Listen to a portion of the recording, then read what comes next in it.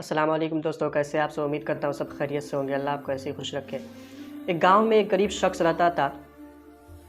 अपने घर पे देसी घी तैयार करता था और उसको शहर में फ़रोख्त करता था, बेचता था।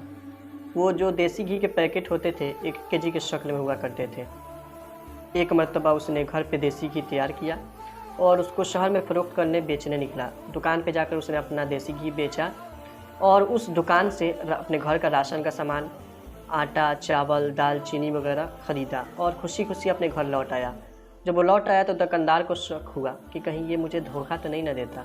उसने घी के जो पैकेट थे उसको तौला तो वो घी के पैकेट 900-900 ग्राम के हुए। ये दुकानदार बहुत गुस्सा हुआ और इस घी वाले का इंतज़ार करने लगा। कुछ दिन बाद जब ये घी वाला फिर घी बेचने गया तो ये दुकानदार बहुत गुस्सा हुआ, बुरा-भला कहा और कहने लगा, जाओ मैं तुम्हारा घी नहीं लूँगा, तुम मुझे धोखा देते हो। 1 केजी घी के पैकेट के शक्ल में तुम मुझे 900 ग्राम ही घी देते हो। ये शख्स बड़ा शर्मिंदा हुआ और कहने लगा, जनाब मैं तो गरीब आदमी हूँ, मेरे पास इतना पैसा नहीं कि मैं बाट खरीद सकूँ।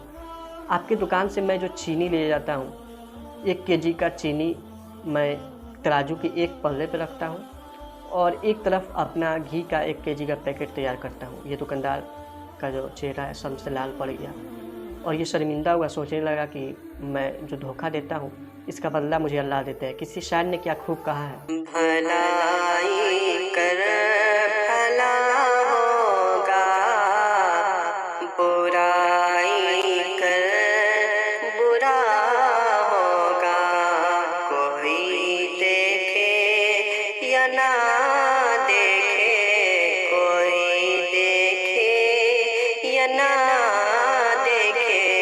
खुदा तो देखता होगा। अल्लाह तबारक व तआला से दुआ है हमें सच्चा, अच्छा और ईमानदार बनाए। इहदिना सिरातल मुस्तकीम पर चलने की तौफीक व रफ़ीक अता फरमाए।